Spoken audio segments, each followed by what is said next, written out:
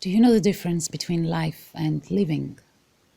Life is what we all do. It's not that big a deal. It's so easy. Living is another thing, and it takes a lot of things to accomplish that. So Monty was a dog that technically was alive, but he wasn't living. The volunteers dragged him out of a sewer drain one morning where he was hiding from the world, from life, from himself. And being dragged out of what's familiar is not easy. No matter how horrible familiar is, it is still more comfortable in there than it is out in the real world. So there we were, face to face with a dog that preferred to remain hiding in his sewer drain and his miserable life than to accept all the new things we had to offer him. He was rescued, yes, but he wouldn't understand it as a rescue, more as a violation of who he thought he was, of who he thought he deserved to be. His treatment and recovery didn't take that long, really.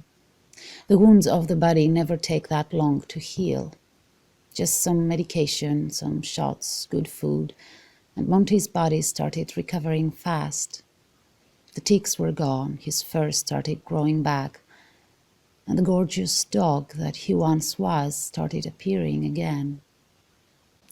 But the more gorgeous he would become day after day, the more angry he was.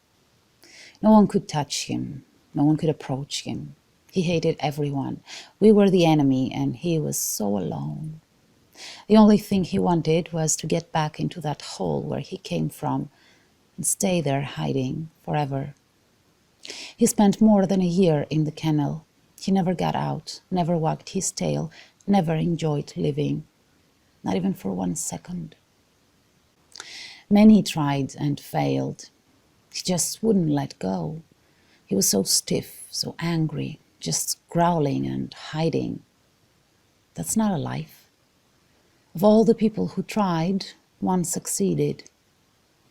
Alexandros was never impatient, but he was always there, always consistent, always trying. And he made the impossible possible. For Monty, leaving his protective kennel and being able to enjoy a small walk out in the shelter's patio is a huge accomplishment. Being able to come close enough to get a treat out of your hand is more than he ever thought was capable of. Do you know the story of a wolf called Romeo? A black wolf who lived in the edges of a small community and who came back again and again to interact with people and their dogs.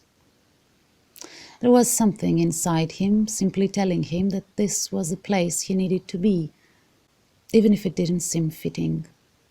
That's Monty. Deep down inside, he knows where he belongs.